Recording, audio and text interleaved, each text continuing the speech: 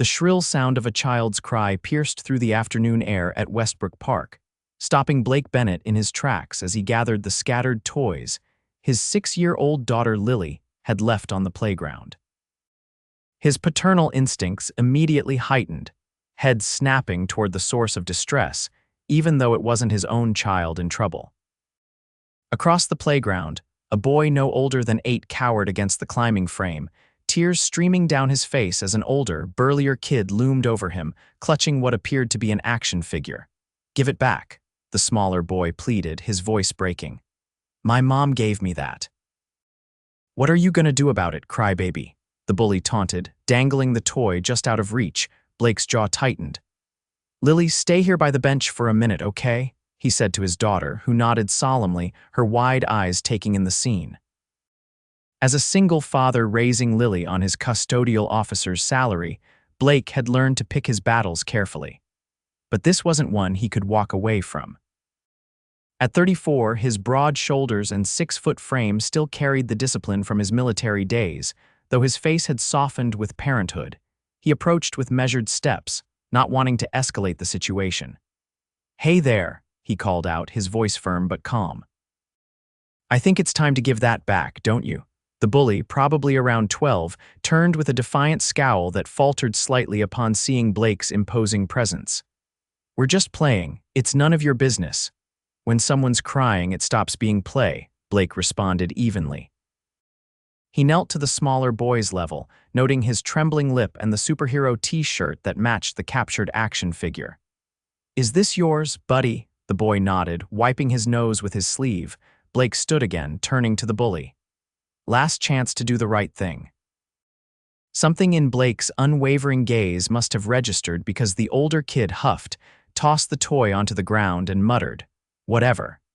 It's stupid anyway," before stalking off toward a group of other children. Blake retrieved the action figure, brushing off the dirt before handing it back. "There you go, all good now." The boy clutched it to his chest like a treasure. "Thank you, sir," he whispered. "Oliver," a woman's voice called out from the path leading to the playground. "Oliver, where are you?" "Mom!" The boy's face brightened instantly as he spotted a woman hurrying toward them. Blake's first impression was of someone in a rush designer, sunglasses pushed back on wavy chestnut hair, a phone clutched in one hand, and clothes that even his untrained eye could tell cost more than his monthly rent. But what struck him most was the naked concern on her face as she reached her son.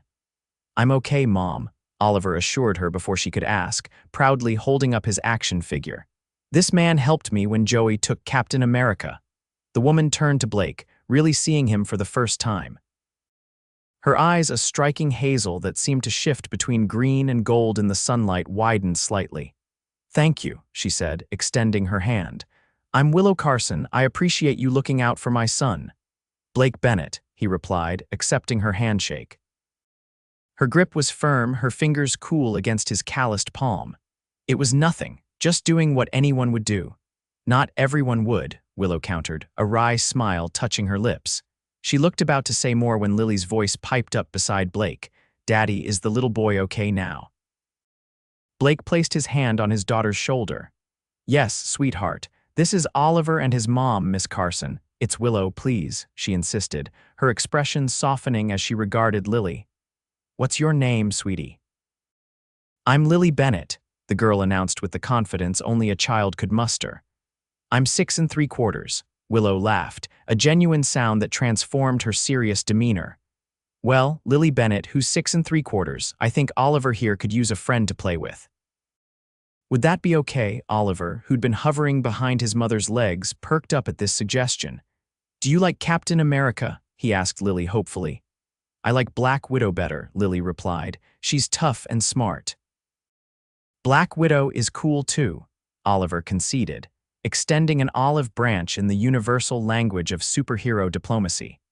As the children cautiously began to talk, Blake found himself under Willow's appraising gaze. She wasn't what he'd expected from the mother of a boy like Oliver.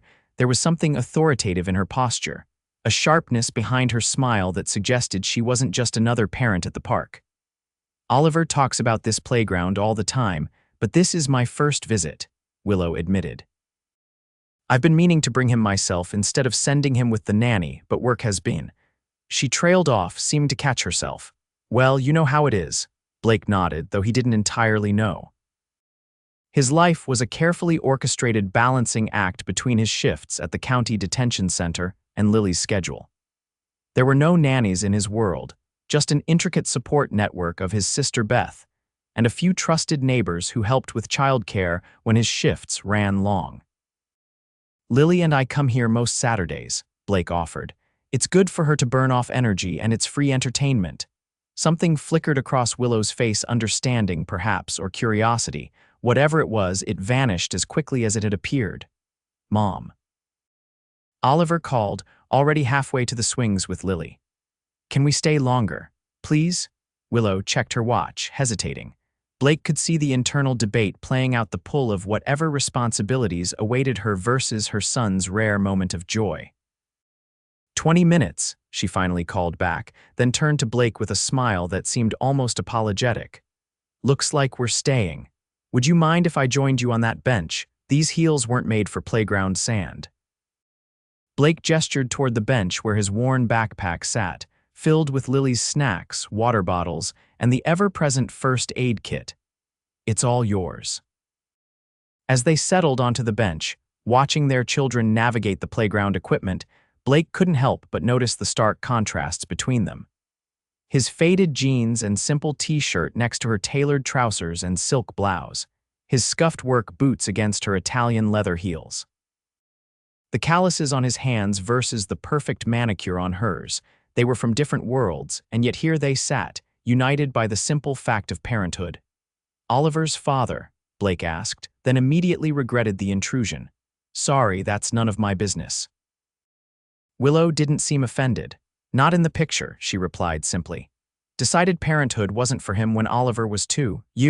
Lily's mom left when she was 3, Blake said, the old pain dulled by time. She wasn't ready for the realities of raising a child with special needs. Willow's eyebrows rose slightly. Special needs. Blake nodded toward Lily, who was carefully counting her steps as she approached the swing. Mild autism. She's high-functioning, but she has her challenges. Routines are important. Changes can be difficult. But she's amazing, smart, kind, sees the world in ways I never would. She seems wonderful, Willow said softly, watching as Lily patiently showed Oliver how to pump his legs to swing higher. And you, doing it all on your own can't be easy. Blake shrugged, uncomfortable with what felt like admiration in her tone. You do what you have to do, I'm sure you understand that. A shadow crossed Willow's face. Yes, though my circumstances are, she paused, different. Before Blake could ask what she meant, Oliver came running over, excitement radiating from him. Mom, Lily says they come here every Saturday. Can we come back next week, please? Willow glanced at Blake, a question in her eyes. You're welcome to join us, Blake offered, surprising himself. Lily could use more friends, so could Oliver, Willow admitted. And, she hesitated, then added with a small smile, so could I if I'm being honest. As the afternoon sun began its descent, casting long shadows across the playground, Blake found himself wondering about this woman who seemed both completely out of place in his world, and yet somehow right at home on a park bench, watching children play. Little did he know that this chance encounter would be the first thread in a tapestry that would eventually weave their lives together in ways neither could possibly imagine. The following Saturday, Blake was surprised to spot Willow and Oliver already at the park when he arrived with Lily. This time, Willow was dressed more casually in designer jeans and a simple blouse, though Blake suspected even her casual clothes cost more than his entire wardrobe. You came back, he said as Lily raced off to greet Oliver by the monkey bars. I promised Oliver, Willow replied with a smile that didn't quite reach her eyes. She looked tired. Blake noticed the kind of bone-deep exhaustion he recognized from his own reflection on particularly hard days. Rough week, he asked, settling beside her on what was becoming their bench. Willow let out a small laugh. You could say that. The board wasn't thrilled with my proposal to restructure the European division, and I've got investors breathing down my neck about quarterly projections. Blake blinked, recalibrating his understanding of her. Board, investors. She turned to him, realization dawning on her face. I didn't mention what I do, did I? I assumed something. Corporate, Blake admitted. Office job, maybe marketing? Close, Willow said, amusement dancing in her eyes. I'm the CEO of Carson Technologies. The name rang a bell, even someone as disconnected from the business world as Blake had heard of Carson Technologies. The company's logo appeared on everything from smartphones to laptops, their advertisements plastered across billboards throughout the city. You run Carson Tech, he repeated, trying to process this information. The whole company. The whole company, Willow confirmed. My father started it and I took over when he retired 5 years ago. She studied his face. Does that change things? Blake considered the question. Did it change things? Certainly, it explained the designer clothes and the nanny. It explained the authoritative air she carried and the way she spoke about work responsibilities. Only if you want it to, he finally answered. To Lily, you're just Oliver's mom. To me, you're. He trailed off, not sure how to finish that sentence. A single parent trying to do right by her kid, Willow suggested. Exactly, Blake agreed, feeling the ground between them steady again. Though I imagine your version of doing right includes a few more perks than mine. Willow laughed, a genuine sound that transformed her tired face. Material things, maybe, but time, that's where I fall short. Oliver has everything except what he needs most more of me. The admission hung between them, raw and honest. Blake recognized the guilt in her voice. It was the same guilt he felt when he had to work overtime shifts to make ends meet, leaving Lily with Beth longer than he wanted. We all do the best we can with what we have, Blake said gently. The fact that you're here now, on a Saturday when I'm sure you have a million other demands, says a lot. Willow's gaze softened as she watched Oliver climbing the ladder to the slide, Lily waiting patiently at the bottom. What about you? What do you do when you're not rescuing kids from playground bullies? I'm a corrections officer at Riverdale Detention Center, Blake answered, bracing himself for the usual reaction, the slight widening of the eyes, the subtle shift away, the change in conversation topic. But Willow just nodded thoughtfully. That must be challenging work. It is, Blake agreed, surprised by her neutral response. But it's steady, has good benefits for Lily's therapy, and I'm good at it. My military background helps. 4 years in the Army teaches you how to maintain order while treating people with dignity. Thank you for your service, Willow said, and unlike when many people said it, she seemed genuinely grateful, both then and now. Society needs people who can be firm but fair in difficult environments. Blake found himself unexpectedly touched by her understanding. Most people either glorified his job or subtly denigrated it, few grasping the complex reality of working in corrections. Their conversation flowed easily after that, moving from work to their children's interests, to books they'd recently read.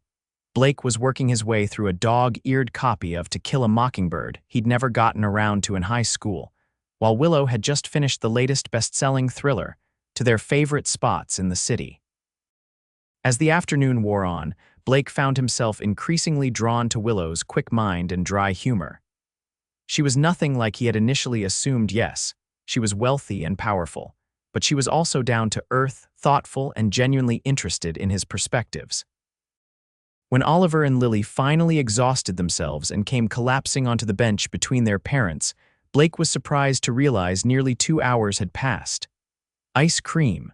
Lily asked hopefully, looking up at her father with wide eyes. Ice cream.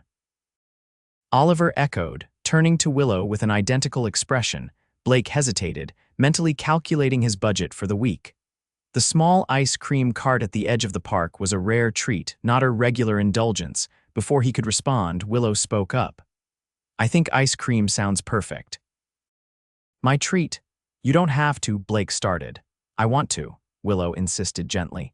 To thank you both for sharing your Saturday tradition with us. Blake wanted to refuse, his pride bristling at the idea of charity, but the excited look on Lily's face made him reconsider. Thank you, he said instead. That's very kind. As they walked toward the ice cream cart, Lily skipping ahead with Oliver, Willow fell into step beside Blake. I hope I didn't overstep, she said quietly. I just wanted to do something nice.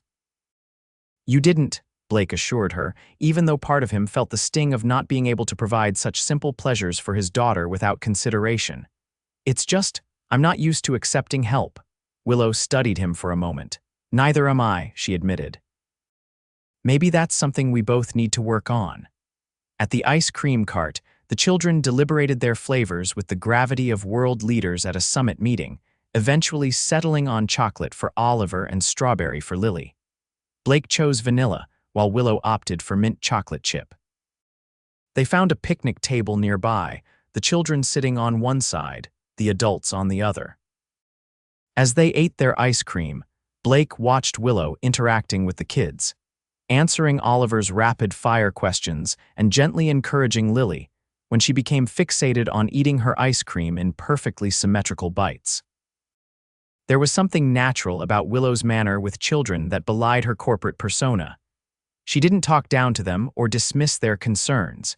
She engaged with them as people, albeit smaller ones with different perspectives. "You're good with Lily," Blake observed when the children became absorbed in a game of counting passing dogs. "Some people don't know how to handle her when she gets stuck in her patterns." Willow's expression softened. "Oliver was diagnosed with ADHD last year. It's different from autism, of course, but I've learned a lot about neurodiversity since then. The main lesson being that all children deserve patience and understanding, especially when their brains work a little differently." Blake felt a wave of appreciation wash over him. So many people in his life, even some family members, struggled to accept Lily's differences, often suggesting he was too lenient or that she just needed more discipline. "That's exactly it," he agreed. "Different, not less." Willow smiled, reaching over to wipe a smudge of mint ice cream from the corner of her mouth. "Different, not less. I like that." As the afternoon drew to a close, Blake found himself reluctant to end this unexpected perfect day. Judging by Willow's lingering goodbyes and Oliver's dramatic pleas to stay just 5 more minutes, he wasn't alone in that feeling. "Same time next Saturday?" Willow asked as they finally prepared to part ways in the parking lot. Blake nodded, watching as Lily carefully folded her jacket into a neat square before placing it in his backpack. "We'll be here." "Good," Willow said, something warm in her voice that made Blake look up. She was watching him with an expression he couldn't quite decipher. "I'm looking forward to it." As Blake buckled Lily into her booster seat in his aging sedan, he couldn't help but glance across the parking lot, where Willow was helping Oliver into a sleek black luxury SUV that probably cost more than Blake would make in several years. The contrast was stark, a visible reminder of the vastly different worlds they inhabited. Yet as Willow caught his eye and waved before sliding into the driver's seat, Blake felt something unfamiliar stir in his chest, something he hadn't felt in a very long time: hope. Over the next few weeks, their Saturday meetings at the park became a fixed point in Blake's calendar, something he found himself looking forward to with an intensity that both excited and unnerved him. Each weekend, he learned more about Willow, how she took her coffee black with 1 sugar, her favorite season fall, her secret passion for classic rock music that she'd inherited from her father. In turn, he found himself sharing parts of his life he rarely discussed with anyone his childhood in a blue-collar neighborhood with parents who worked multiple jobs. His time in the army that had given him both structure and scars. His dreams of someday going back to school to complete the criminal justice degree he'd started before Lily was born. Their children's friendship blossomed alongside their own. Lily, usually hesitant with new people, had taken to Oliver with surprising ease. His boundless energy and impulsivity complemented her methodical nature, while she provided the calm center he sometimes needed when overwhelmed. On the 4th Saturday, rain threatened to derail their plans, clouds hanging heavy over the city by mid-morning.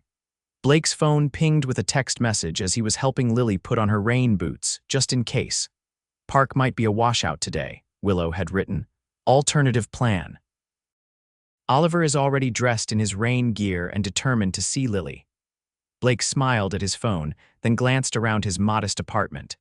The living room was clean but small, the furniture well-worn, the decorations sparse except for Lily's artwork taped to the walls. He hesitated, thumb hovering over the keyboard. Would Willow Carson, CEO of a technology empire, be comfortable in his two-bedroom apartment in the less affluent part of town? Would she look around and see lack where he had always tried to see sufficiency? Daddy, is Oliver still coming to play? Lily asked, breaking into his thoughts. Her face was hopeful, a rare social connection she had formed now potentially threatened by weather. That decided it. We could meet at the Children's Museum downtown, Blake texted back. They have that new interactive science exhibit Lily's been wanting to see. The response came almost immediately. Perfect, address, we'll meet you there. Blake provided the information, then added, admission is $15 per person, wanting to be transparent about the cost. 3 dots appeared, disappeared, then reappeared. Finally, I have a corporate membership through the foundation. It covers guests. See you at 11, Blake exhaled, equal parts relieved and uncomfortable. He wasn't used to accepting what felt like charity, but he reminded himself of Willow's words from the ice cream day. Maybe accepting help was something they both needed to work on. The Children's Museum was busy despite the weather, but true to her word, Willow's foundation membership granted them immediate entry. Oliver bounced with excitement while Lily methodically studied the museum map, planning their route with careful precision. Technology exhibits first, then space, then dinosaurs, she announced, pointing to each area on the map. But I want to see dinosaurs first, Oliver protested. Blake tensed, preparing for one of Lily's potential meltdowns over the disruption to her planned sequence. But before he could intervene, Willow knelt between the children. Oliver, remember how you feel when someone changes your game without asking, she asked gently. When he nodded, she continued, Lily needs to visit the exhibits in this order to feel comfortable. But how about this, we'll spend extra time in the dinosaur section when we get there because you waited so patiently. Oliver considered this compromise, then nodded. Okay, technology first. Lily beamed, relief evident in her posture. Thank you, she said solemnly to Oliver, then added, I will help you read all the dinosaur information signs when we get there. Blake exchanged a glance with Willow, silent appreciation passing between them. She understood not just in theory, but in practice how to navigate the delicate balance of honoring both children's needs. As they moved through the museum, Blake found himself watching Willow as much as the exhibits. She approached each display with genuine curiosity, getting down on her knees to see things from the children's perspective, asking questions that sparked their imagination, laughing freely when Oliver's experiment with air pressure sent foam balls flying in all directions. In the technology section, she was particularly at home, explaining to the children how circuits worked and showing Lily the internal components of a deconstructed computer. Did you make this? Lily asked, pointing to a display featuring an early Carson Technologies tablet. Willow smiled. Not this exact one, but I helped design some of the software that makes it work. That's so cool, Oliver declared proudly to Lily. My mom makes all the computers and phones and stuff, not all by myself, Willow clarified with a laugh. I have a lot of very smart people who help. But you're the boss, Oliver insisted. Yes, I'm the boss, Willow agreed, ruffling his hair. Blake watched this exchange, struck by how Willow neither diminished her accomplishments nor exaggerated them. She was matter-of-fact about her position of authority, but quick to acknowledge the collaborative nature of her work. It was refreshingly humble for someone who, by all rights, could claim singular credit for her company's innovations. In the space exhibit, Blake found himself sharing his own knowledge, pointing out constellations on the ceiling of the planetarium and explaining how astronauts trained for zero gravity. His interest in astronomy had begun during night watches in the Army and continued as a hobby he shared with Lily on clear nights from their small balcony. You know a lot about this, Willow observed as they watched the children press buttons to launch miniature rockets across the room. Blake shrugged. Just stuff I've picked up. I try to learn about whatever Lily's interested in. That's more than just stuff, Willow said. That's dedication. She hesitated, then added, You're a remarkable father, Blake. The sincerity in her voice caught him off guard. Compliments about his parenting were rare. More often, he received pity or unsolicited advice about raising Lily as a single dad. "I'm just doing what any parent would do," he deflected, uncomfortable with the praise. "No," Willow said firmly. "Not any parent. Trust me, I've met enough of them through Oliver's school to know the difference. You see Lily really see her for exactly who she is, not who you think she should be." Blake felt warmth spread through his chest at her words. Coming from Willow, who clearly approached parenthood with the same intentionality, the compliment carried weight. "You do the same with Oliver," he pointed out. "I've noticed how you never dismiss his energy as just being difficult. You channel it." Willow's expression softened. "I try." "It's not always easy, especially with the demands of work. Sometimes I feel like I'm failing him." "The fact that you worry about it probably means you're not," Blake offered. Their conversation was interrupted by hungry children demanding lunch, and they made their way to the museum cafe. Blake reached for his wallet, determined to at least pay for their meal, but Willow gently touched his arm. "Please," she said quietly. "Let this be my treat. You can get the next one." The promise of a next one outside their established park routine hung between them, significant in its casualness. Blake nodded, accepting her offer with grace rather than resistance this time. Over lunch, chicken nuggets for the kids, sandwiches for the adults, their conversation turned to more personal territory. "How did you end up as CEO?" Blake asked. "Was it always the plan for you to take over from your father?" Willow's expression grew thoughtful as she absently stirred her iced tea. "Not initially. I studied art history in college, much to my father's dismay." She smiled at the memory. "I was determined to make my own path. But during my senior year, I took a computer science course as an elective and found I had a knack for coding. More than that, I loved the creativity of it, the problem solving, the endless possibilities." "So you switched tracks." "I added a second major, graduated a year late, and joined Carson Tech in product development. I wanted to earn my place, not have it handed to me because of my last name." Her eyes took on a faraway look. "When Dad had his heart attack 6 years ago, I was already executive VP." The transition made sense, but it wasn't without its challenges.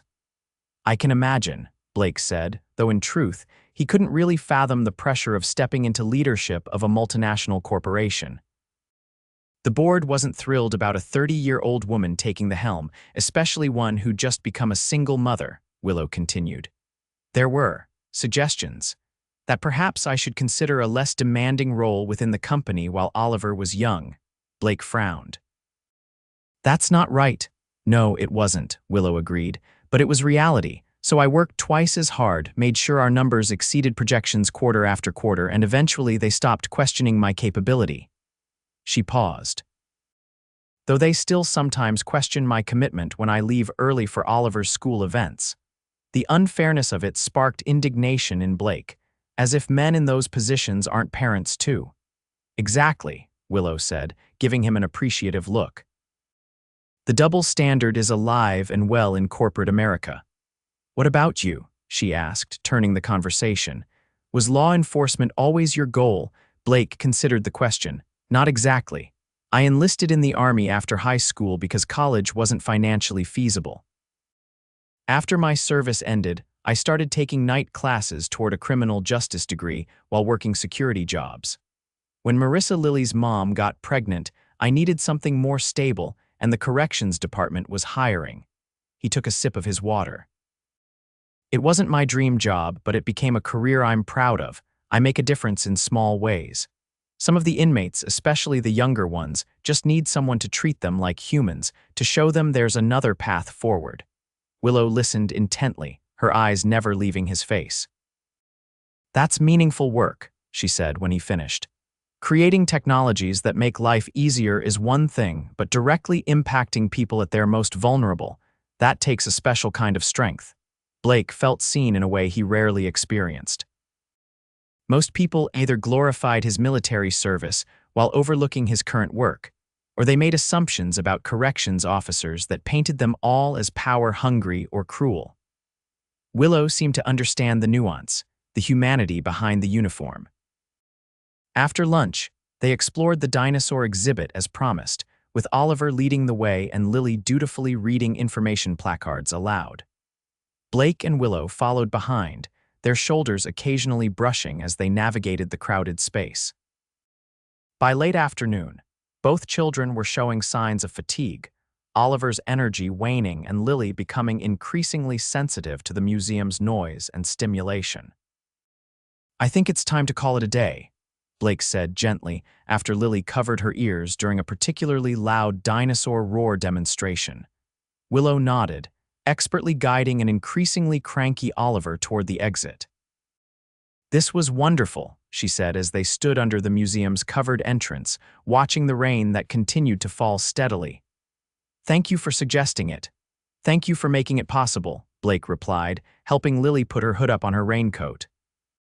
They stood there for a moment, neither quite ready to end their time together despite the children's tiredness. Finally, Willow pulled out her phone. "I'd like to have your number," she said directly. "For planning purposes, in case we want to do something like this again." Blake felt a flutter of something warm in his chest as he recited his number and watched her save it in her phone. Moments later, his own phone buzzed with a text. "Now you have mine too," Willow said with a smile that made her look younger, almost shy. They parted ways in the parking garage, Blake heading toward his reliable but aging sedan, while Willow led Oliver to her luxury SUV. As Blake helped Lily into her booster seat, he couldn't help but wonder what Willow thought of his car, his clothes, his obviously different financial situation. But when he looked up and caught her waving as she pulled out of her parking space, her smile was warm and genuine, without a trace of judgment. That night, after Lily was asleep, Blake's phone lit up with a message from Willow.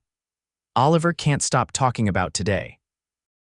Thank you for sharing it with us. He's already asking when he can see Lily again." Blake smiled, typing back. "Lily too. She's added Oliver to her bedtime prayer list, which is her highest honor." The response came quickly. "I'm touched. Oliver would be too if he understood. Maybe we could do dinner next Friday. I know a place with great kids' menus and enough space between tables that Lily wouldn't feel crowded." Blake hesitated, his thumb hovering over the keyboard. Dinner felt different from playground meetings or a museum outing, more intentional, more like a date. But with children involved, he thought about his budget, about the awkwardness of possibly not being able to pay for an expensive meal. Before he could respond, another message appeared. "Dutch treat. No arguments, I suggested it, you accept. That's how friendship works." The word friendship both reassured and slightly disappointed him, though he couldn't quite articulate why. Still, the direct acknowledgement of the financial aspect removed his primary concern.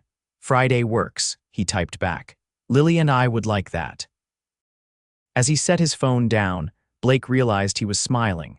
Despite their differences, or perhaps because of them, there was something refreshingly honest about his interactions with Willow. She didn't pretend money wasn't a factor. She simply addressed it straightforwardly and moved on. It was the beginning of a new pattern in their lives: Saturday park visits, when weather permitted, occasional museum trips or dinners, and increasingly frequent text exchanges. Willow shared amusing anecdotes from her board meetings. Blake sent her updates on Lily's latest obsession, currently collecting and categorizing leaves by shape and color. They were building something, brick by brick, a friendship founded on mutual respect and genuine enjoyment of each other's company. But beneath the surface, at least for Blake, something deeper was taking root, something he wasn't quite ready to name but could feel growing stronger with each passing week. As autumn painted the city in shades of gold and crimson, Blake found himself thinking of Willow at odd moments throughout his days, wondering what she would think of a book he was reading, imagining her reaction to a story from work, saving funny observations to share in their next text exchange. And though he tried to convince himself that this was simply the natural progression of a new friendship, the quickening of his pulse whenever her name appeared on his phone suggested something altogether different and considerably more complicated. By early October, nearly 2 months after their first encounter at the playground, Blake and Willow had established a comfortable rhythm to their friendship. Park Saturdays remained sacred, but they'd added Friday family dinners, and the occasional midweek text chat after the children were in bed.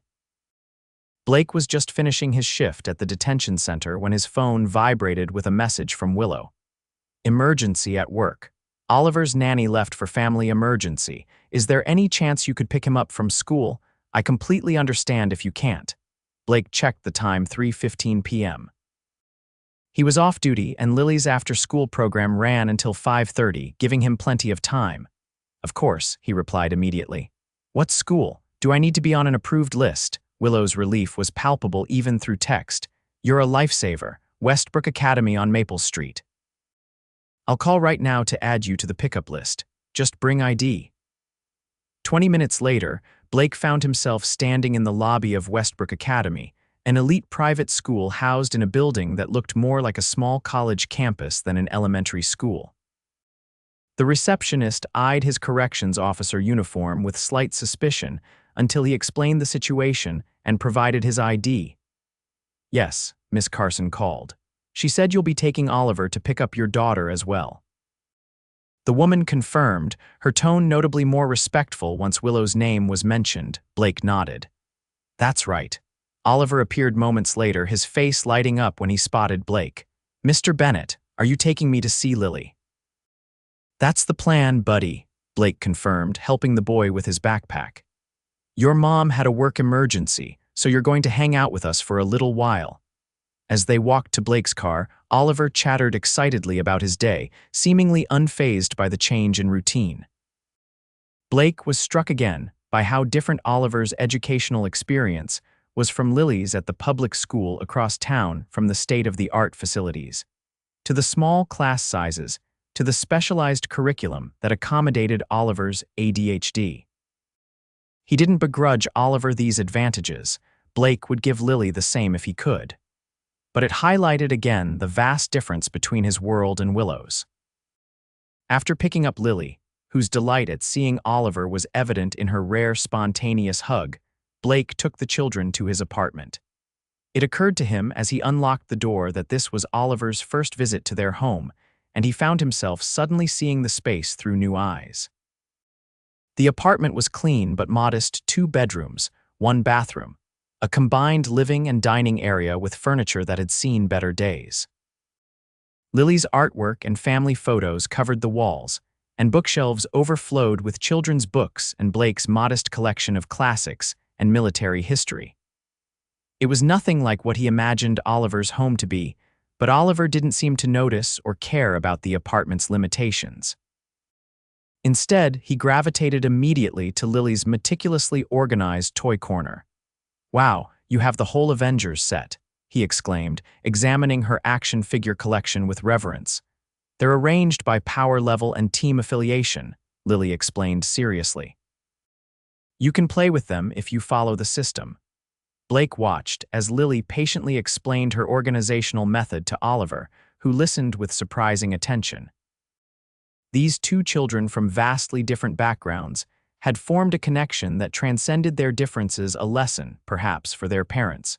While the children played, Blake prepared a simple dinner of pasta and vegetables, texting Willow to update her on the situation. Her grateful responses came between what sounded like a significant company crisis involving a product launch and security concerns. I'm so sorry, she texted around 6 p.m. Still in emergency meetings. Can I pick him up around 8? No rush, Blake assured her. He and Lily are having a great time. He's eaten dinner and done his homework. All good here. By the time Lily's bedtime approached at 7:30, Oliver had seamlessly integrated himself into their evening routine, even participating in Lily's bedtime ritual of selecting 3 books for story time. Can I stay for the stories? He asked Blake hopefully. Let me check with your mom, Blake replied, sending Willow a quick text. Her response came almost immediately. Of course, I'm just wrapping up here. We'll be there by 8:30.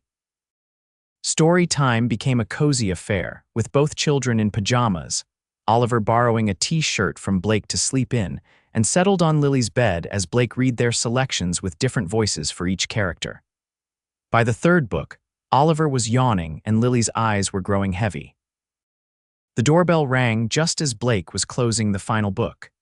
Both children had drifted off to sleep, Lily in her bed and Oliver on the floor in a nest of blankets and pillows Blake had arranged. He quietly made his way to the door, opening it to find Willow looking more disheveled than he'd ever seen, her hair pulled back in a messy bun, makeup slightly smudged. The crisp lines of her usual professional attire rumpled from what had clearly been a long, stressful day. "Hey," she said softly, exhaustion evident in her voice. "I'm so sorry about all this." "Don't be," Blake assured her, stepping aside to let her in. "It was no trouble at all. The kids had a great time." Willow entered the apartment, her eyes taking in the space with interest but no judgment. "This is lovely," she said, noting the family photos and Lily's artwork. "It feels like a real home." Something in her tone suggested contrast, that perhaps her own much larger home lacked this quality. Before Blake could respond, she peeked into Lily's room and her expression softened at the sight of the sleeping children. "They're both out," she whispered. "Oliver hardly ever falls asleep this easily." "Story time works magic," Blake replied with a smile. "Do you want to wake him, or should I carry him to your car?" Willow hesitated, clearly reluctant to disturb her peacefully sleeping son. "Would it be terrible if— I hate to impose further, but—" "He can stay the night," Blake offered, understanding her reluctance. "We have school tomorrow anyway. I can drop them both off." Relief washed over Willow's face. "Are you sure? That seems like a lot to ask." "It's not," Blake assured her. "He's already settled and Lily will be thrilled to have a breakfast buddy. I'm used to the morning school routine." Willow seemed to waver, torn between practicality and guilt. "I've already asked so much of you today." "That's what friends are for," Blake said simply. "Besides, you do the same for Lily." "In a heartbeat," Willow agreed without hesitation. She glanced at her watch. "If you're certain it's not an imposition, it would be easier. I can bring fresh clothes for him in the morning before school." "Settled then," Blake said. "Do you want some tea before you go? You look like you've had a rough day." Willow's shoulders sagged slightly, as if permission to relax had suddenly removed her remaining reserves of energy. "Tea would be wonderful, actually, if you're sure I'm not keeping you up." Blake led her to his small kitchen, putting the kettle on and retrieving mugs from the cabinet. "Want to talk about what happened?" he asked, selecting tea bags from a box. Willow leaned against the counter, running a hand through her already disheveled hair. "Security breach at the company. Someone tried to access our new product specifications before the launch next month. We spent all day securing systems, changing protocols, trying to trace the source." "Sounds serious," Blake commented, pouring hot water over the tea bags. $1 million serious," Willow confirmed grimly, "if those specs leaked to competitors." She trailed off, then shook her head. "But we contained it, I think. The crisis part is over, at least." Blake handed her a mug, and they moved to the living room, sitting at opposite ends of his well-worn sofa. Willow took a sip of her tea, then glanced around the apartment again. "I meant what I said earlier. Your place feels like a home lived in, loved, full of personality." Blake followed her gaze to the mismatched bookshelves, the throw blanket his sister had knitted draped over an armchair, the collection of seashells from their one beach vacation displayed on the windowsill. "It's not much," he said, suddenly self-conscious, "but we make it work." "It's everything," Willow countered softly. "My house is 3 times this size and has half the warmth. The decorator did a beautiful job, but it lacks this." She gestured vaguely, encompassing the personal touches that made the apartment distinctly theirs. "You could change that," Blake suggested. "Make it more your own." Willow smiled wryly. I should, but I'm rarely there except to sleep." Between the office and Oliver's activities and business dinners, she sighed. "That's a poor excuse, isn't it? The truth is, I've never been good at making spaces feel like home. My mother died when I was young, and my father was brilliant with technology but somewhat lacking in domestic comfort." Blake felt a pang of sympathy. Despite his financial struggles, he'd always had a strong sense of home, first with his parents and sister in their small but loving household, and now in the space he'd created for Lily. "It's never too late to learn," he offered. "Start with one room, make it exactly what you want, not what some decorator thinks should be in a CEO's house." Willow considered this, cradling her mug between her hands. "That's good advice." She looked up at him, her expression softening. "Thank you, Blake, not just for the advice, but for today." For taking care of Oliver, for making him feel safe and welcome. 4. She gestured between them with her free hand. For this, for being someone I can just be tired with. The simplicity and honesty of her gratitude touched something deep within Blake. In that moment, with her guard down, makeup fading, and corporate armor temporarily set aside, Willow was simply a mother, a woman, a person trying her best just like him. "Anytime," he said and meant it. They finished their tea in comfortable silence, the events of the day settling around them like dust after a storm. When Willow finally stood to leave, she paused at the door, turning back to face Blake. "I'm glad Oliver stole that action figure," she said with a small smile. Blake raised an eyebrow. "What?" "Well, not glad he took it," Willow clarified, "but glad it happened. If that bully hadn't targeted Oliver that day, we might never have met." Blake leaned against the doorframe, considering this alternate reality. "I'd like to think we would have found our way to each other somehow." The words hung in the air between them, laden with meaning neither was quite ready to acknowledge. Willow's eyes widened slightly, and for a moment, Blake thought he'd overstepped.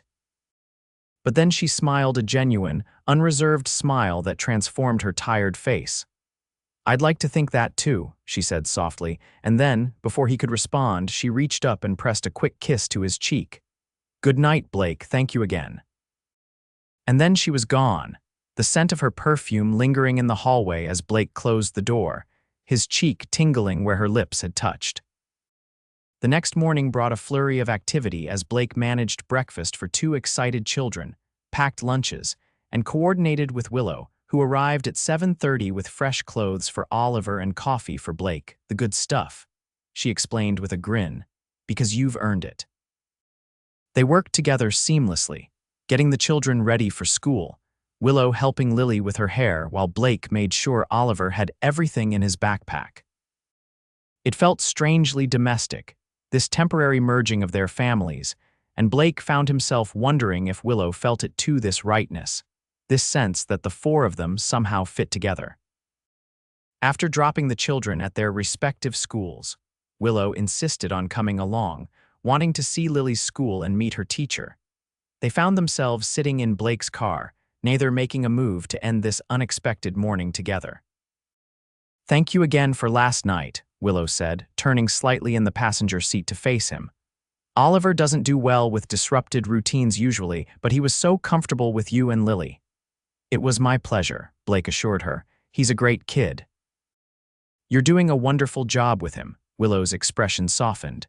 "That means a lot coming from you. I sometimes feel like I'm failing him with all the hours I work." "You're not," Blake said firmly. "You're showing him what dedication looks like, what it means to fulfill your responsibilities. And when you are with him, you're fully present. That matters more than the number of hours." Willow studied him for a moment, then reached across the center console to touch his hand lightly. "How did you get so wise, Blake Bennett?" Blake looked down at her hand on his, fighting the urge to turn his palm up and intertwine their fingers. "Not wisdom," he said quietly. "Just experience. And watching you with Oliver, you're a good mother, Willow. Don't let anyone, including yourself, tell you differently." Something shifted in Willow's eyes, gratitude, yes, but something more, something that made Blake's heart beat a little faster. For a moment, he thought she might lean closer, might turn this moment into something more than friendly reassurance. Instead, she squeezed his hand once before withdrawing hers. "I should get to the office. Crisis management continues today." "Of course," Blake said, ignoring the faint disappointment that settled in his chest. "Good luck with the security issues."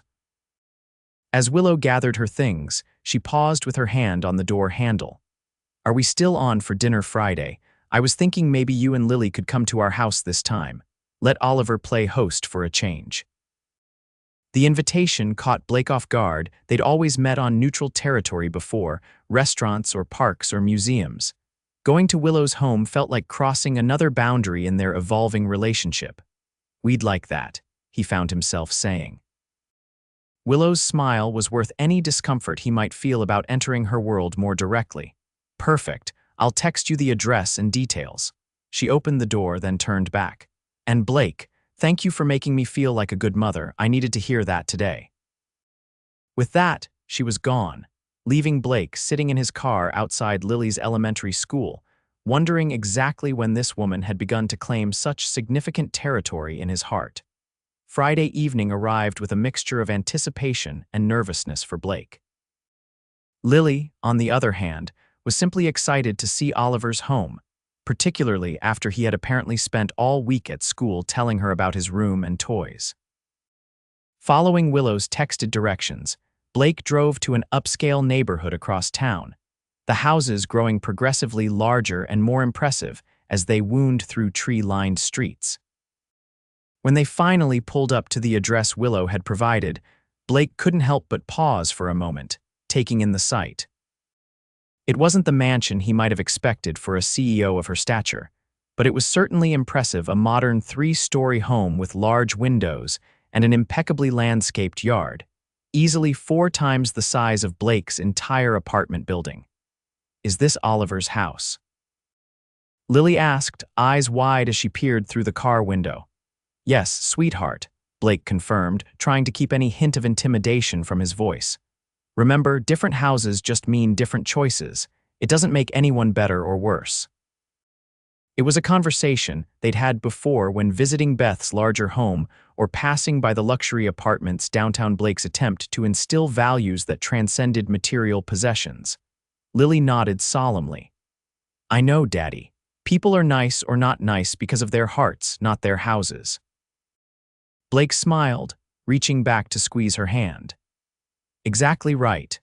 They approached the front door, Lily clutching the small gift she had insisted on bringing for Oliver, a carefully selected Captain America action figure to replace the one the bully had targeted that fateful day at the park. Blake had helped her save her allowance for weeks to afford it, knowing how important it was to her to give this particular gift. Before they could ring the bell, the door swung open to reveal Oliver bouncing with excitement and Willow behind him, looking more relaxed than Blake had ever seen her in a simple sweater and jeans, her hair loose around her shoulders. "You're here," Oliver exclaimed, grabbing Lily's hand. "Come see my room. I set up all the Avengers for us to play with." Lily looked to Blake for permission, which he granted with a nod, watching as the children disappeared up the curved staircase, Oliver's excited chatter echoing through the foyer. "Welcome," Willow said, smiling as she gestured Blake inside. "I'm glad you found us okay." "Your directions were perfect," Blake assured her, stepping into the entryway and trying not to look too overwhelmed by his surroundings.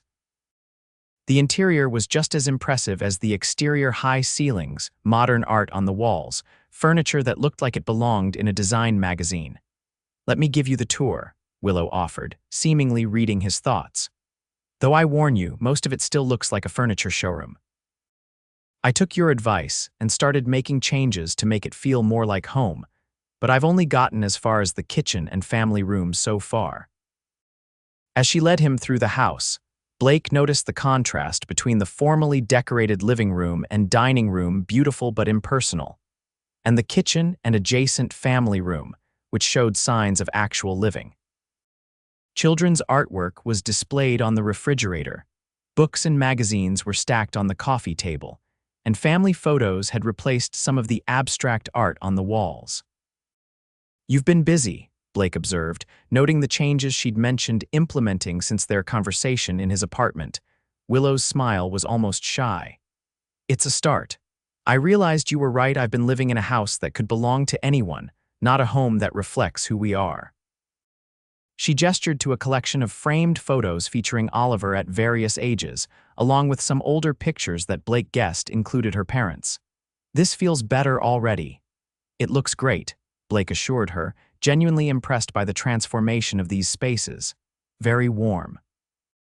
"That's the goal," Willow said, leading him to the kitchen where delicious aromas wafted from the oven. "Now, I should warn you, I'm not much of a cook.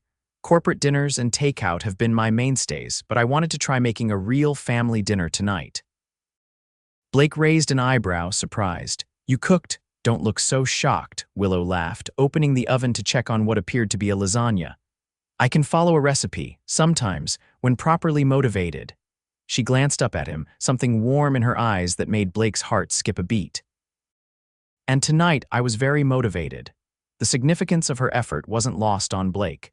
She could have easily hired a chef or ordered from the finest restaurant in the city. Instead, she'd chosen to cook herself to create something personal for him and Lily. "Can I help with anything?" he offered, rolling up his sleeves. Together, they finished preparing dinner, Blake making the salad while Willow set the table in the family room rather than the formal dining room, explaining that it felt more appropriate for a casual family dinner. The easy domesticity of working alongside her in the kitchen felt surprisingly natural, their movements coordinated without effort as they navigated the space. When Blake went to call the children for dinner, he found himself pausing in the doorway of Oliver's room, taking in the scene. Unlike the pristine showcase that much of the house represented, Oliver's space was gloriously, authentically childlike, walls painted a vibrant blue, bookshelves overflowing with colorful titles, a desk covered in art supplies, and toys organized in bins along one wall. The children sat in the middle of the carpet, deep in concentration, as they arranged action figures in what appeared to be an elaborate battle scenario, with Lily methodically organizing the teams while Oliver provided enthusiastic sound effects. "Dinner time, superheroes," Blake announced, smiling as both children looked up. "5 more minutes," Oliver pleaded, a universal request from children everywhere. "Your mom made lasagna," Blake countered, knowing from experience that food often trumped play. This news had the desired effect, as Oliver immediately stood, explaining to Lily, "My mom never makes lasagna. This is special." Dinner was a lively affair, the children dominating the conversation with tales from school and elaborate plans for their upcoming Halloween costumes.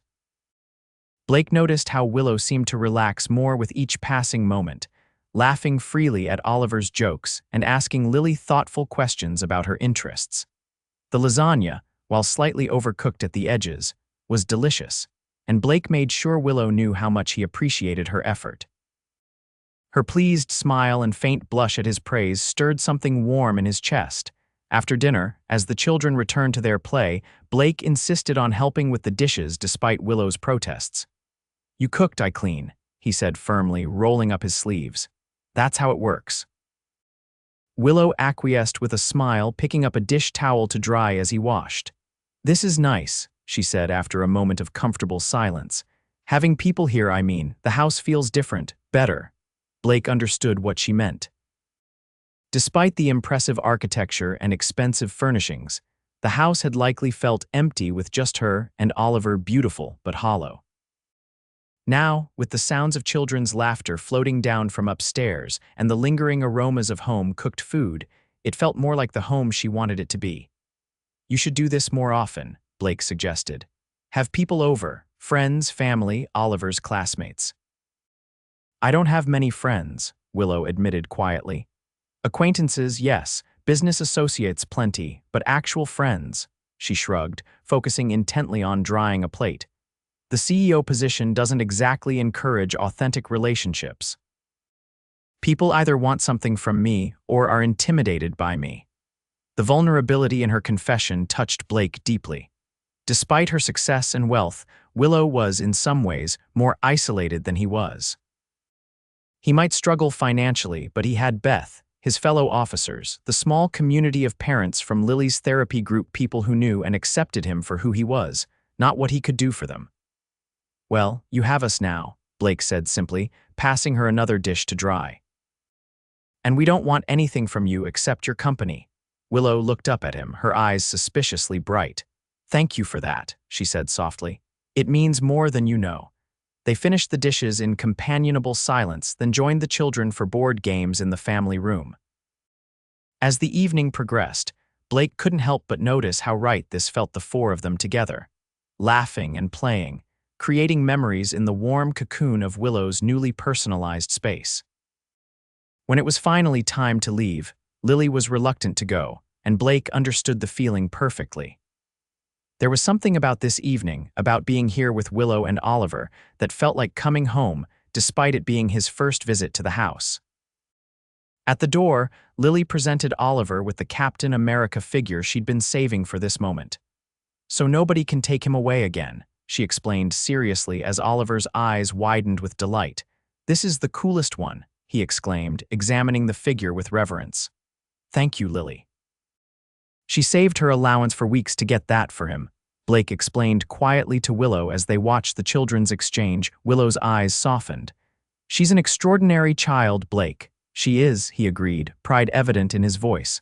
"So is Oliver."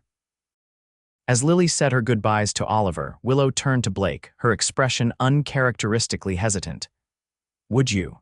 Would it be too forward to suggest we might do this again, just the two of us, sometime?" Blake felt his heart rate quicken at the implication. "You mean like a date?" Willow nodded, a faint blush coloring her cheeks. "Yes, exactly like a date, if you're interested." "I'm interested," Blake confirmed, perhaps too quickly, making Willow smile. "Very interested." "Good," she said softly, "because I've been wanting to ask you for weeks now." Before Blake could respond, Lily appeared at his side, tugging on his hand. "Ready to go, Daddy. Oliver is tired." Blake glanced over at Oliver, who was indeed yawning widely, the excitement of the evening catching up with him. "We should get going," he acknowledged, reluctant to end the moment but knowing it was time. Willow nodded, calling Oliver over for goodbyes. As the boy hugged Lily, Willow stepped closer to Blake. "I'll call you," she promised, her voice low enough that the children couldn't hear. "About that date." "I'll be waiting," Blake replied, allowing himself to briefly touch her hand, a small gesture that carried significant weight. As they drove home, Lily clutched her new treasure, a book Oliver had insisted she borrow, and chattered about the evening. Blake listened, responding appropriately, but his mind was elsewhere, replaying Willow's invitation and the promise it held: a date. A real date with Willow Carson. The idea both exhilarated and terrified him. What did he have to offer a woman like her? What could she possibly see in him that warranted pursuing this connection, beyond friendship? But beneath these doubts lay a more fundamental truth that Blake couldn't deny. He was falling for her, had been falling since that first day at the park when she'd looked at him not as a security guard or a blue-collar worker, but as a man, a father, a person worth knowing. And now, incredibly, she seemed to be falling too. The realization kept him awake long after he'd tucked Lily into bed, his mind racing with possibilities both wonderful and frightening. This wasn't a simple situation. They had children to consider, vastly different lifestyles to navigate, potential complications neither could foresee. But as he finally drifted towards sleep, Blake found himself thinking not of the obstacles but of Willow's smile, the sound of her laugh, the way she'd looked at him across her kitchen counter as if he was exactly where he belonged. Whatever challenges lay ahead, he was ready to face them, ready to explore this unexpected connection that had begun with a playground bully, and somehow led to the threshold of something that felt remarkably like love. True to her word, Willow called the next day, suggesting dinner the following Wednesday when her mother-in-law could watch both Oliver and Lily. The arrangement made Blake pause. He'd never left Lily with anyone besides Beth or his trusted neighbors, but Willow quickly assured him that Mrs. Carson was exceptionally good with children, including those with special needs, having worked as a special education teacher before retirement. "She adores Lily already from Oliver's stories," Willow explained. "But if you're not comfortable, we could arrange something else." Blake appreciated her sensitivity to his concerns. "Let me talk to Lily about it," he suggested. "If she's okay with the idea, then so am I." To his surprise, Lily was more than okay with the prospect of spending an evening at Oliver's house with his grandmother. "Oliver says she makes the best cookies and doesn't mind if you line them up by size before eating them," she informed Blake seriously, as if this were the ultimate character reference. And so Wednesday evening found Blake standing on Willow's doorstep for the second time in a week, this time dressed in his best button-down shirt and the only pair of dress pants he owned, a bouquet of modest but carefully selected flowers in hand. Mrs. Carson, a warm, silver-haired woman with Oliver's expressive eyes, answered the door, immediately putting Blake at ease with her genuine welcome. Lily, already comfortable, barely paused her game with Oliver to wave at Blake before returning her attention to the elaborate tower they were constructing. "She's settled right in," Mrs. Carson assured him. We've already discussed the bedtime routine and her preference for having her stuffed animals arranged in size order. Blake smiled gratefully. Thank you for watching her. It's her first time with someone new in a while. It's my pleasure, the older woman replied warmly. Willow speaks very highly of you both. Before Blake could respond to this intriguing information, Willow appeared, and the sight of her momentarily robbed him of breath. She wore a simple dark blue dress that highlighted her figure without being ostentatious, her hair swept up in a style that emphasized the elegant line of her neck.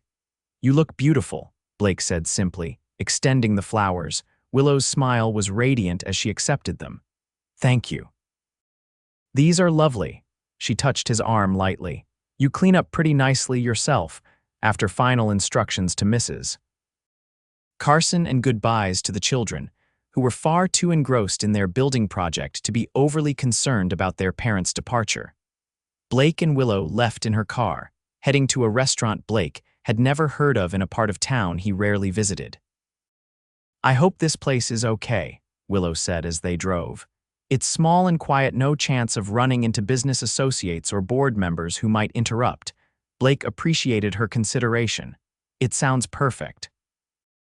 The restaurant, tucked away on a side street in the arts district, was indeed small and intimate, just a dozen tables in a warmly lit space with exposed brick walls and soft jazz playing in the background.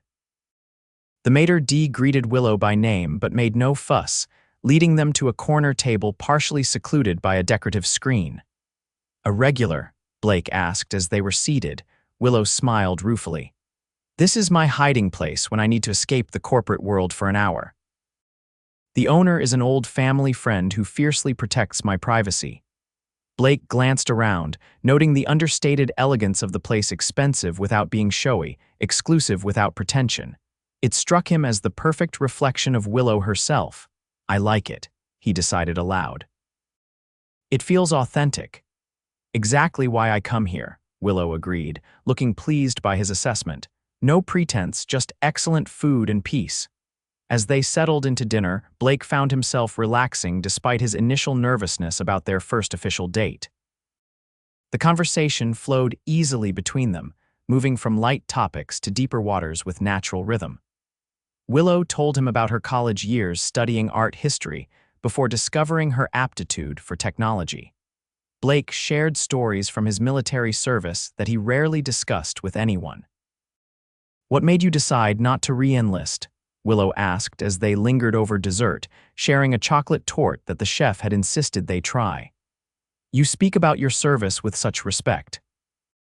Blake considered the question, appreciating that she had asked why he left rather than why he had joined in the first place, as most people did. I loved the structure, the purpose, the brotherhood, he admitted. But after my second deployment, I started questioning whether I was making the difference I wanted to make. And then my father had his stroke, and I came home on emergency leave to help my mom and Beth. He paused, remembering that difficult time. Being home made me realize I wanted to build something here, a life, maybe a family eventually, so when my enlistment ended, I came back for good. Willow listened attentively, her eyes never leaving his face. Do you ever regret it, the decision to leave? No, Blake said without hesitation. Especially not since Lily came into my life. Everything before her feels like preparation for being her dad, even the hard parts. Willow's expression softened. I understand that completely. Oliver changed everything for me too. She traced the rim of her wine glass thoughtfully. Before him, the company was my whole identity. After, it became just part of who I am, an important part, but not the only thing that matters. Parenthood has a way of rearranging priorities, Blake agreed, and values, Willow added. She hesitated, then continued. Can I tell you something I've never told anyone else? Blake nodded, honored by her trust. Sometimes I hate being CEO, she confessed quietly. Not the work itself, I love the innovation, the problem-solving, the ability to create technology that makes a difference. But the politics, the constant performance, the sacrifice of time with Oliver. She shook her head. There are days when I fantasize about walking away from it all, starting something smaller, something that would let me be present for school plays and soccer games without checking my phone every 5 minutes for crisis alerts. The vulnerability in her admission touched Blake deeply. Here was this woman who, to the outside world, represented the pinnacle of success, confessing that the crown sometimes felt too heavy. "What stops you?" he asked gently. Willow sighed. "Responsibility, mostly, to our employees, to my father's legacy, and fear, if I'm being completely honest. The company has been part of my identity for so long that I'm not sure who I'd be without it." "You'd be Willow," Blake said simply. "Oliver's mom. The woman who makes slightly overcooked lasagna and laughs at terrible dad jokes and remembers how Lily likes her sandwiches cut into triangles, not rectangles." Willow's eyes widened slightly, then softened with something that looked remarkably like tenderness. "You see me," she said quietly, as if realizing it for the first time. "Not the CEO, not the Carson name, just me. That's all I've ever seen," Blake confirmed, reaching across the table to take her hand. From that first day at the park, Willow's fingers intertwined with his, warm and sure. "That's why this us feels so different, so real." The acknowledgement hung between them, both a confirmation of what was developing and a question about what came next. Blake ran his thumb across her knuckles, marveling at how natural it felt to touch her this way. "I should warn you," he said after a moment, feeling she deserved complete honesty.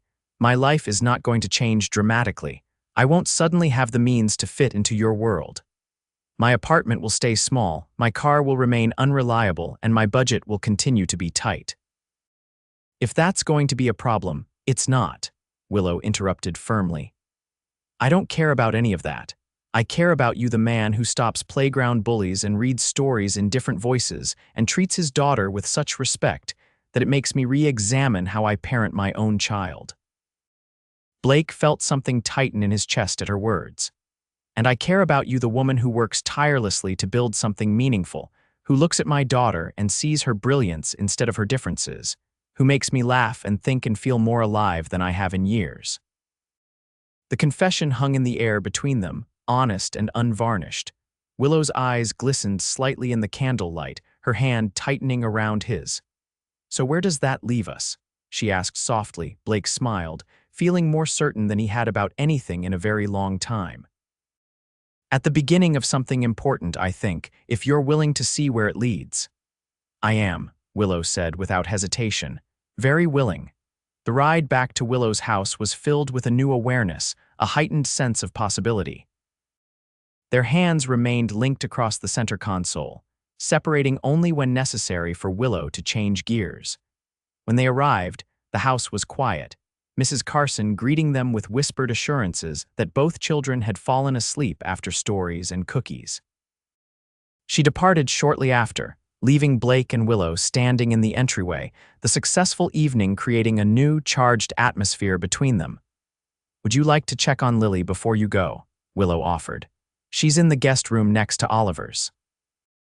Blake nodded, following Willow up the stairs to a warmly decorated guest room where Lily was sound asleep, her stuffed animals arranged precisely around her, just as she preferred.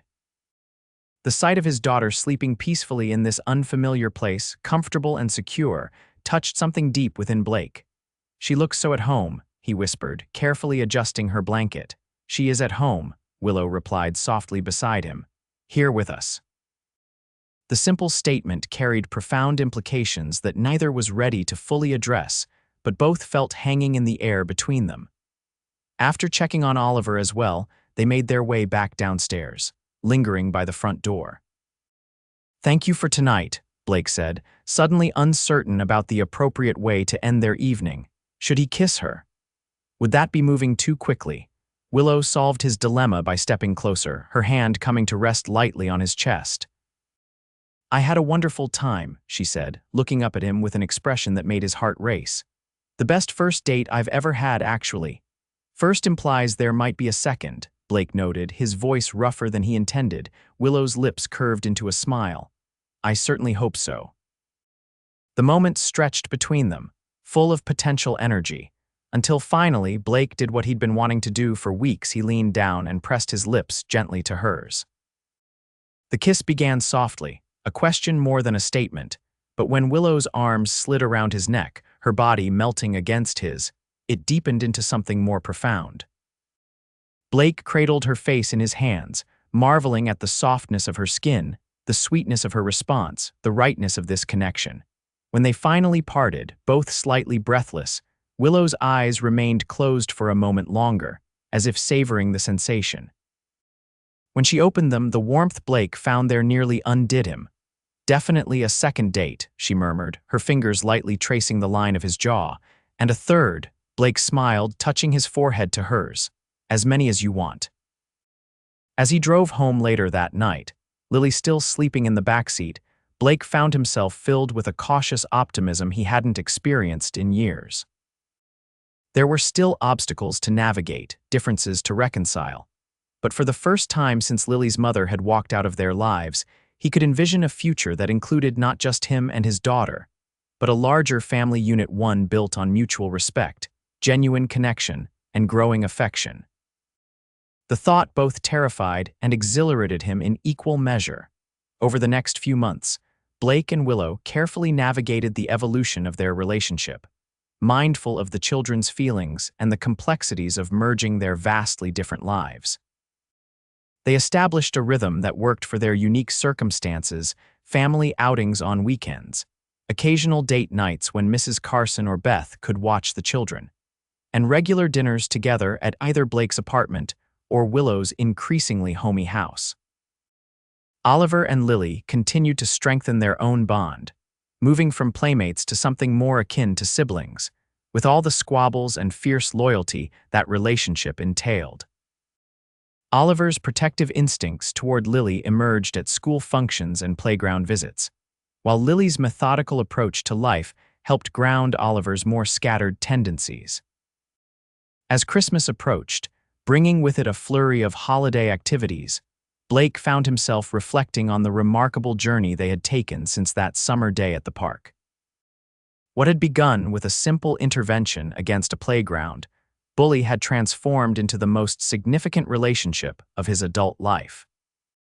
"Penny for your thoughts," Willow said, interrupting his reverie as they sat together on her couch, watching the children decorate the Christmas tree they had selected together the previous weekend.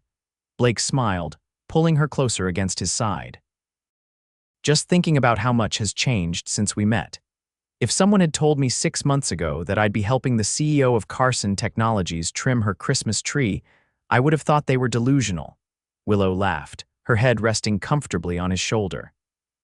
"And if someone had told me I'd be falling in love with a corrections officer who makes the world's best pancakes and has an encyclopedic knowledge of constellations, I would have had them checked for brain damage." Blake's heart stuttered at her casual mention of love, a word they had danced around but not explicitly voiced until now. "Falling in love," he repeated quietly, turning to meet her gaze. Willow's expression softened, a faint blush coloring her cheeks. "Fallen actually," she corrected, her voice steady despite the vulnerability in her eyes. "Completely and utterly, I love you, Blake Bennett." The simple declaration filled Blake with a warmth that radiated through his entire being. "I love you too," he replied without hesitation. "Have for months now." Willow's smile was radiant as she leaned in to kiss him, a gentle, tender exchange that spoke of promises and possibilities. When they separated, Blake was aware of the sudden quiet from the direction of the Christmas tree. Looking over, he found both children watching them with wide eyes. "Does this mean you're going to get married?" Oliver asked bluntly, his expression hopeful rather than concerned. "Oliver," Willow exclaimed, her blush deepening. "I think it's a fair question," Lily interjected seriously. "When people love each other, they often get married. That's the logical progression." Blake bit back a laugh at his daughter's clinical assessment, exchanging an amused glance with Willow. "Well," he said carefully, "loving someone is definitely an important part of deciding to get married, but it's also a big decision that grown-ups need to think about very carefully." "But you do love each other," Oliver pressed, persistent in the way only an 8-year-old could be. "You just said so." "We do," Willow confirmed, reaching for Blake's hand. "Very much. But marriage is something we need to talk about privately first, okay?" This seemed to satisfy both children, who returned to their decorating with the occasional speculative glance toward the adults. Blake squeezed Willow's hand, appreciating her honest but measured response. Later that night, after the children were asleep and they had a rare moment alone, Willow broached the subject again. About what Oliver said. She began, curling beside Blake on the couch, the marriage question. Blake clarified, his arm automatically wrapping around her shoulders. Willow nodded, her expression thoughtful. It might seem sudden to other people, but I've been thinking about it, about us, our future. Blake's heart rate accelerated slightly. I have too, he admitted. More than I probably should. What does that mean? Willow asked, shifting to see his face better. Blake sighed, struggling to articulate his complex feelings. It means I love you and I love our life together. The four of us, it feels right in a way I never expected to find again after Marissa left. But there's still this voice in the back of my mind questioning whether I have the right to ask you to take on my financial limitations, whether you'll eventually resent the compromises my situation requires. Willow's expression softened with understanding. Blake, do you know what I see when I look at you? Not limitations or compromises, I see strength, integrity, kindness. I see a man who shows up, who puts his child first, who works with dignity in a challenging profession because it's steady and secure, not because it's glamorous or lucrative. She took his hand, holding it firmly between both of hers. Money has never made me happy. Yes, it provides security and comfort, and I'm grateful for that. But before you and Lily came into our lives, Oliver and I had all the material advantages anyone could want, and we were still missing something essential. And now, Blake asked quietly. Now we have a family, Willow said simply. Not defined by blood or legal documents, but by choice and love and daily commitment. That's worth more than any amount in my bank account. Blake felt a tightness in his chest release at her words. I want to build a life with you, he confessed. With you and Oliver. I want to blend our families together officially someday, not just in these moments we piece together between responsibilities. I want that too, Willow assured him. And we don't have to figure it all out tonight. We have time to work through the practical details. Blake nodded, appreciating her pragmatic approach even in this emotional conversation. It was one of the many things he loved about her ability to balance heart and head, passion and planning. But I do have one request, Willow added, her expression turning slightly mischievous. What's that? When we do make decisions about our future, about potentially merging our lives more officially. She met his gaze directly. Don't let your pride get in the way of what makes sense for all four of us. I'm not interested in keeping score about who provides what financially. We each bring different strengths to this relationship. Blake recognized the wisdom in her words, even as he acknowledged the challenge they presented to his deeply ingrained self-reliance. I'll try, he promised. It's not easy for me, but I'll try.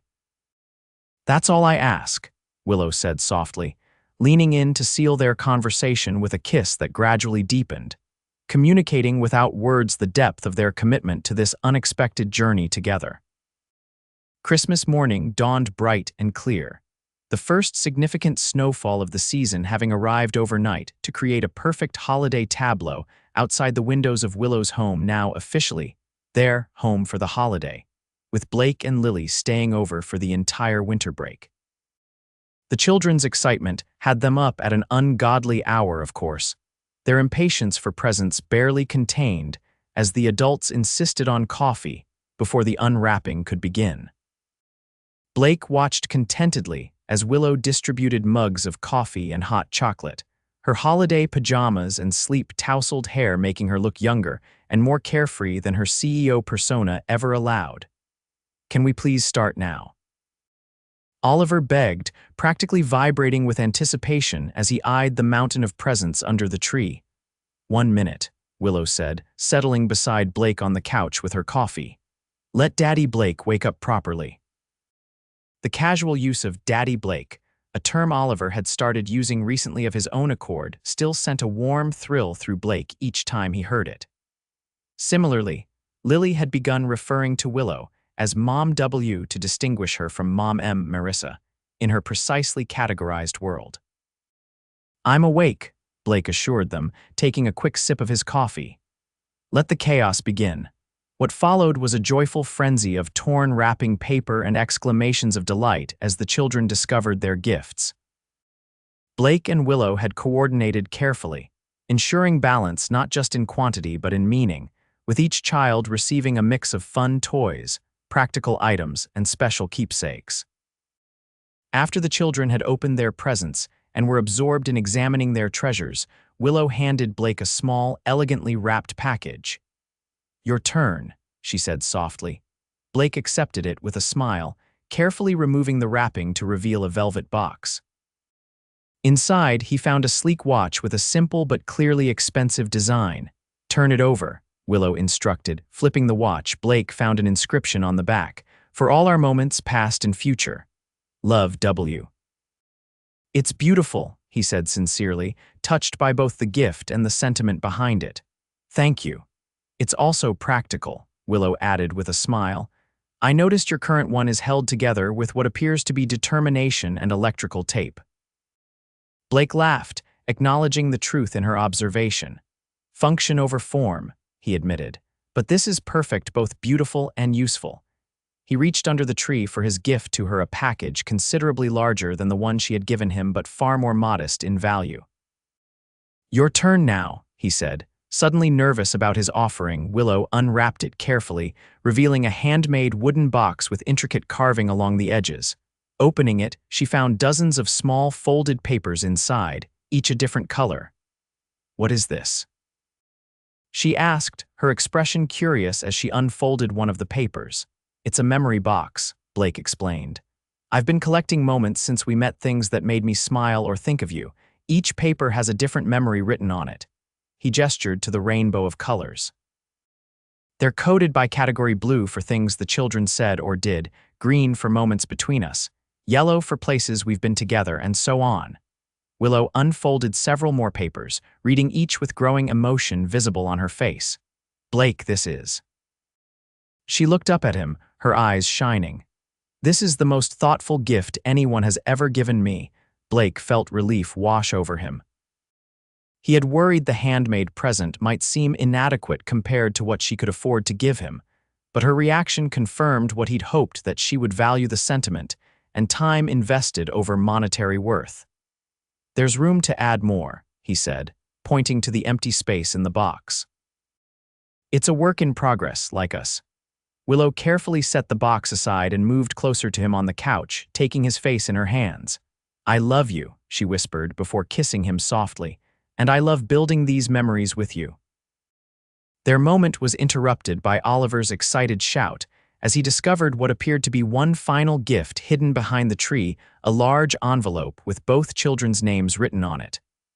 "One more present," he announced, bringing it to Lily to open together. Blake shot Willow a questioning look. This wasn't something they had discussed, but she merely smiled mysteriously, indicating he should watch.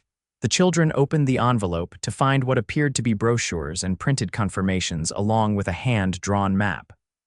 "What is it?" Lily asked, her brow furrowing as she tried to make sense of the papers. "It's a trip," Willow explained, moving to kneel beside the children. "For all four of us during spring break. A beach vacation to that coastal town Blake mentioned always wanting to visit." Blake stared at her in surprise. He had indeed mentioned the small beach town several hours south, a place he'd researched for years, but never been able to afford to take Lily. It had come up in conversation months ago, a passing comment he hadn't expected her to remember, much less act upon. "Really?" Oliver exclaimed. "We're going to the ocean, with sand and waves and everything?" "Really," Willow confirmed. "We've already booked a house right on the beach for a whole week." Lily looked up at Blake, her expression serious. "Daddy, we're going to the place with the sea turtles, the one in your book." Blake nodded, touched that she remembered his stories about the coastal town's conservation efforts for sea turtles, which he had read to her from a library book. "That's the one, sweetheart." Lily's face broke into a rare, unrestrained smile. "This is the best Christmas present ever." As the children pored over the materials, plotting what they would do on their vacation, Blake pulled Willow aside. "You didn't have to do this," he said quietly. "It's too much." Willow shook her head. "It's not too much, it's perfect. And before you say anything about the cost, please remember what we discussed. This isn't about keeping score, it's about creating experiences for our family." She hesitated, then added, "Besides, I've never had a proper beach vacation either." My father's idea of time off was attending technology conferences in different cities. The reminder that Willow's privileged upbringing had its own limitations helped Blake put his pride in perspective. This wasn't charity or an attempt to overshadow his gifts, it was Willow's way of creating the family memories she'd never had growing up. "Thank you," he said simply, pulling her into a hug. "It's an incredible gift for all of us." The rest of Christmas Day unfolded in a haze of good food, board games, phone calls to distant relatives, and contented togetherness. As evening approached, with the children engrossed in a movie they had received as a gift, Blake found Willow in the kitchen preparing hot chocolate. "Happy?" he asked, wrapping his arms around her from behind and resting his chin on her shoulder. "Incredibly," she affirmed, leaning back against him. "This is exactly what I always wanted Christmas to feel like for Oliver. For me, too, if I'm being honest." Blake placed a gentle kiss on her neck. "It's been perfect." Willow turned in his arms to face him, her expression suddenly serious. "I've been thinking about what the children asked yesterday about marriage." Blake's heart skipped a beat.